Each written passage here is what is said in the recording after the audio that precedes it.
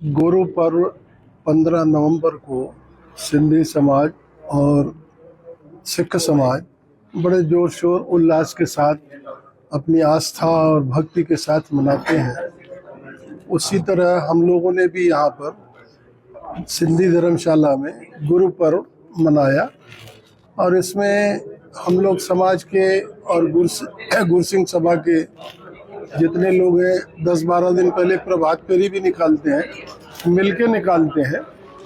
और जो हम लोगों के यहाँ प्रोग्राम्स होते हैं उसमें 2 दिन 3 दिन का जो अखंड पाठ साहब चलता है उसमें बीच बीच में कीर्तन वगैरह होता है। तो उस कीर्तन के दरमियान एक दिन पहले 14 तारीख को कुछ लोग अपना राधा कृष्ण और शंकर भगवान जी का रूप बन के आए और उन्होंने रासलीला और नृत्य वगैरह किया।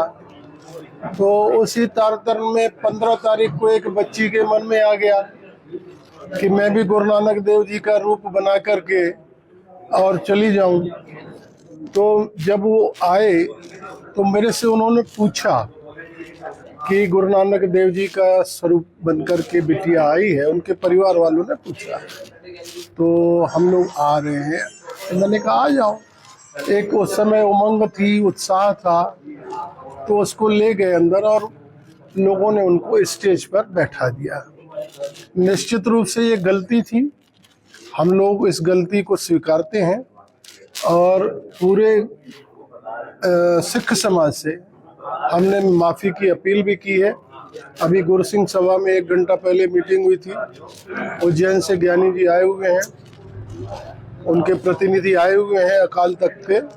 तो हमने माफ़ी मांगी उनसे और तहे दिल से अंतर्मन से हम जिस तरीके से सिंधी समाज गुरु ग्रंथ साहब की पूजा अर्चना और आस्था रखता है शुरू से, तो हम लोग के मन में किंचित भाव भी ये नहीं आ सकता कि हम गुरु ग्रंथ साहब की अवमानना कर सकते हैं। ये तो असंभव सा लग रहा है कि हमारे किसी भी सिंधी समाज के व्यक्ति के दिल में उनकी अवमानना का भाव आए।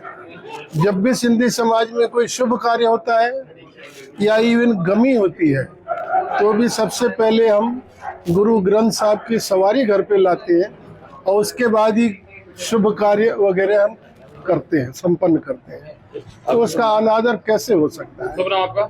रमेश खत्री, मैं पूज सिंधी पंचायत शहडोल का अध्यक्ष हूँ। और ये बच्ची ने अनजाने में जो किया और हम लोगों से अनजाने में उसको अनदेखा किया गया, उसके लिए पुनः मैं सिख समाज उनको ठेस पहुंची है, उनसे क्षमा याचना करता हूँ। जो पिछले दिनी यहाँ शहडोल में एक बच्ची ने गुरु नानक का स्वरूप बना के और एक भेख धारण किया था, उसके उपलक्ष्य में समुच्चे समाज में ये बात बहुत फैल चुकी थी और सोशल मीडिया पे वायरल हुई थी। उसके उपलक्ष्य में SGPC की तरफ से एक्शन लेते हुए तुरंत एडवोकेट सरदार हरजिंदर सिंह धामी और जथेदार श्री अकाल तख्त साहिब सिंह साहब ज्ञानी रघुवीर सिंह जी और धर्म प्रचार के सकत्तर सरदार बलविंदर सिंह जी कालवा जी ने जो दिशा निर्देश दिए थे उसके तहत हम कल यहाँ पहुँचे थे और तुरंत सिख समाज को एकत्र करके और बच्ची को गुरुद्वारा साहब में बुलाया गया।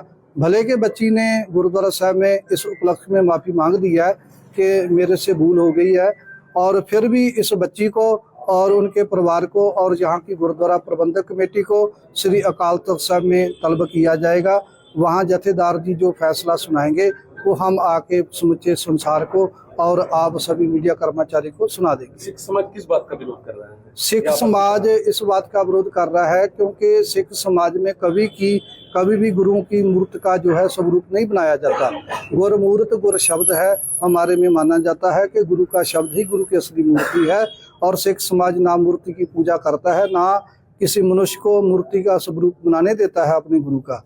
और इसका सिख समाज के अंदर बहुत आक्रोश है, बहुत रोष पाया जा रहा है। बच्ची ने क्या बताया? अज्ञानता बस है। बच्ची ने ये बोला है कि मेरे को ये गलती जो है वो अज्ञानता बस हुई क्योंकि कुछ दिन पहले राम जी का कृष्ण जी का स्वरूप बना के कुछ बच्चे जो है वो वहाँ कई बार अपना रूप बना के जा रहे थे और उसको देखकर ही मैंने गुरु नानक साहब जी के पर्व पर ये अपना स्वरूप जो है बाबा नानक जी का बनाया था।